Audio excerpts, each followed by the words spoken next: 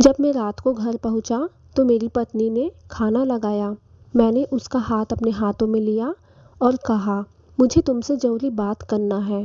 वो शांत बैठकर खाना खा रही थी। उसकी आंखों में कुछ दर्द सा साफ नजर आ रहा था। अचानक मुझे नहीं पता कैसे कहूँ, मगर मुझे उसे बताना ही था। मैंने बड़ी शांति से कहा, मुझे तलाक चाहिए।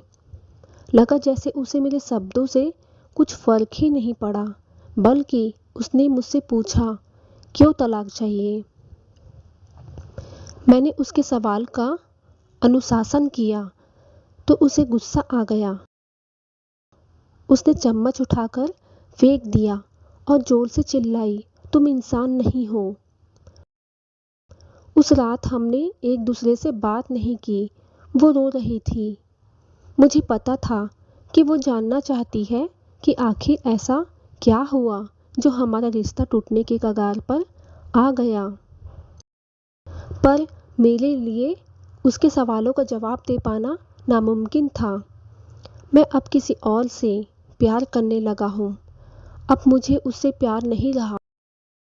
मैंने उसे उसके बरसों के प्यार की सजा दी थी। भरे मन से मैंने तलाक के पेपर तैयार किए। उसमें लिखा था कि वह पूरा घर कार और संपत्ति की 30% शेयर्स ले सकती है इस तलाक के बदले में। लेकिन उसने उन पेपर्स को देखा और उसके टुकड़े टुकड़े कर दिए। वो औरत जिसने मेरे साथ जीवन के 10 साल बिताए थे, वो आज मेरे लिए अनजान हो चुकी थी। मुझे इस 10 सालों का जो उसने मेरे लिए बर्बाद किए, मगर मैं क्या करूं? जो हो चुका उसे मैं बदल नहीं सकता, क्योंकि मैं किसी और से अपनी पत्नी से भी ज़्यादा प्यार करने लगा था। आखिरकार उसके सब्र का बांध टूट गया और फिर वो फूट फूट कर मेरे सामने रोने लगी। मेरे लिए उसका रोना एक तरह से उसकी रिहाई की तरह था। तलाक की ये बात जो कई दिनों से मुझे परेशान कर रही थी, अब बिल्कुल साफ हो चुकी थी।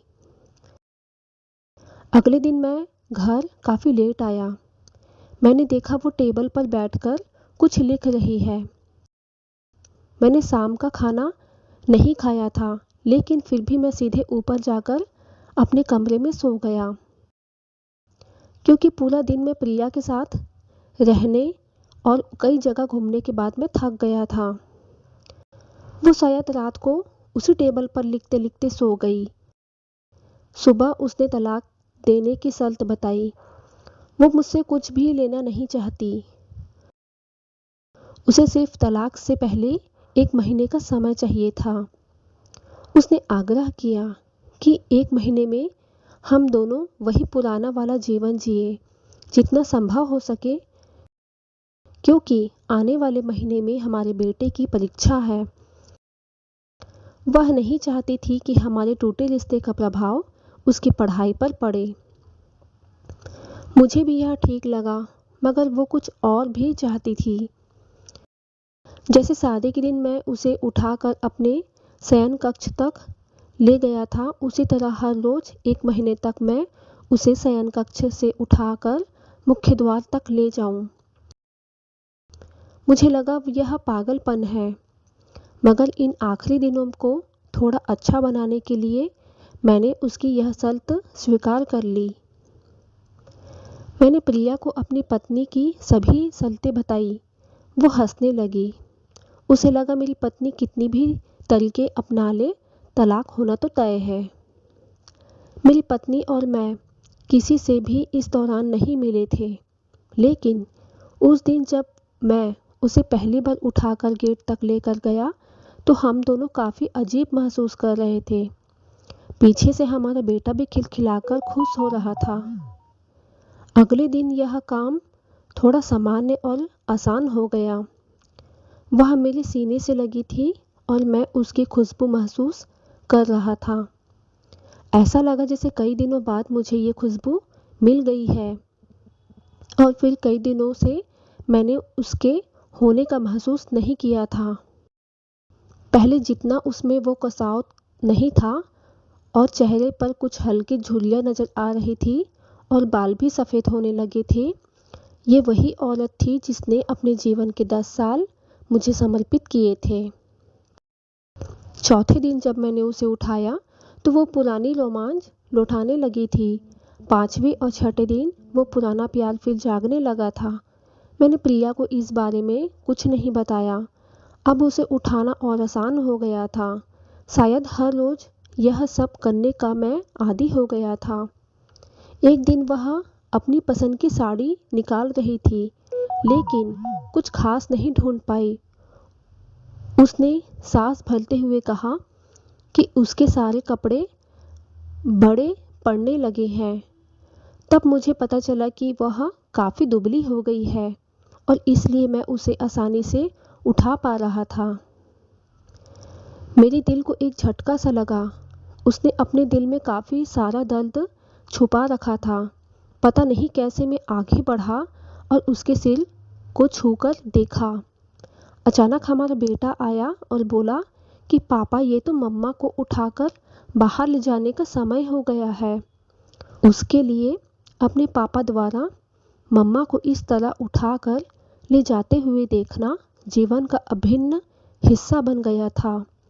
मेरी बीवी ने हमारे बच्चे को बुलाया और जोर से उसे गले लगा लिया। मैंने अपना चेहरा दूसरी तरफ कर लिया।